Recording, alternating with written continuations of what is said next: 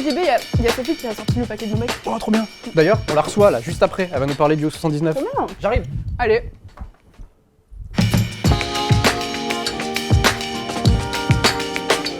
Salut Sophie. Bonjour JB. Salut Sophie. Merci d'avoir fait le long déplacement oui. de l'accueil du O79 jusque dans cette salle ici. Alors toi, tu es l'un des premiers visages que l'on voit quand on pousse la porte du O79, quand on rentre dans les locaux du tiers-lieu. Est-ce que tu peux nous expliquer ton rôle pour ceux qui ne te connaissent peut-être pas? Oui, donc c'est vrai que je m'occupe de tout ce qui est accueil. Donc premier contact, oui, mais je pense que les personnes qui viennent, il y a déjà un autre contact, je suis le premier contact physique.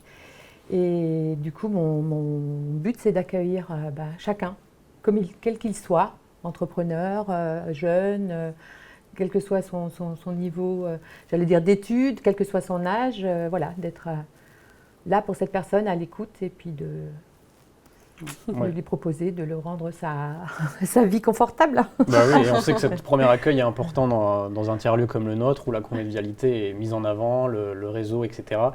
Donc oui, j'imagine que c'est quand même... Oui, c'est ça. Selon la personne qui vient, tout de suite, on voit.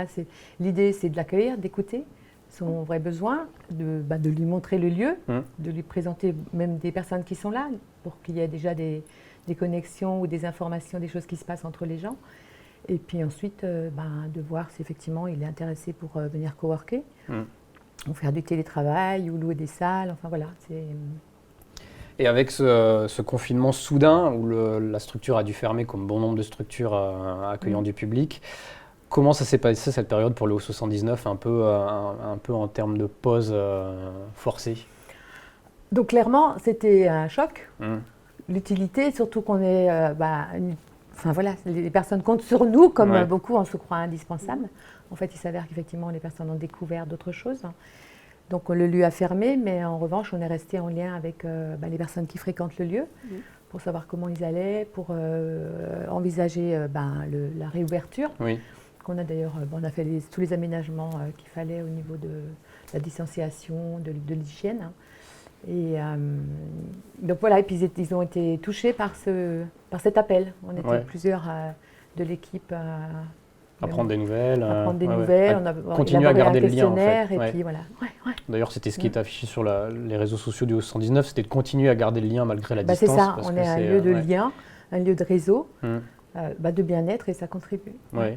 Et depuis la réouverture, le retour des habitués du O119 ou même des gens un peu qui arrivent, quel est-il ce retour des personnes? Au niveau fréquentation, au niveau... Ou même dans l'état d'esprit, en fait. Est-ce qu'il y a ce côté ouf de sortir de la maison, de revenir... C'était attendu. En fait, le manque des personnes, c'était vraiment le lien, de retrouver... ça devient des potes ou des relations professionnelles.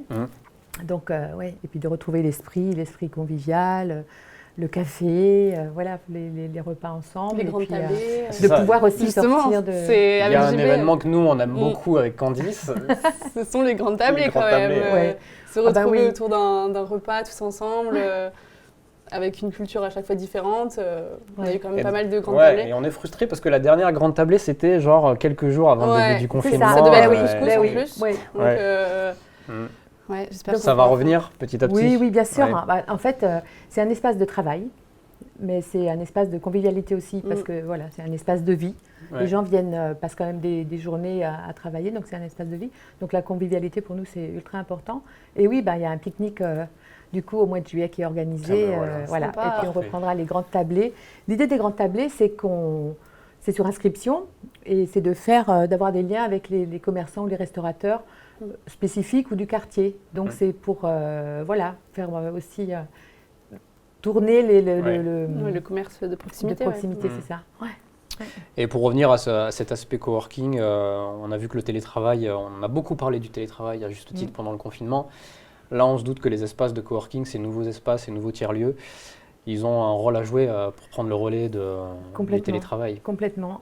Parce que le télétravail, en fait, est différent s'il se fait...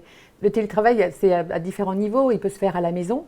En revanche, la machine à laver, les enfants, c'est peut-être pas confortable, mais c'est déjà une distanciation aussi par rapport à l'entreprise, au siège.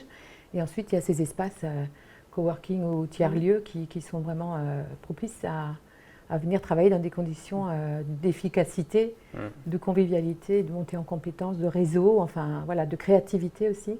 Donc oui, il y a vraiment un rôle à jouer.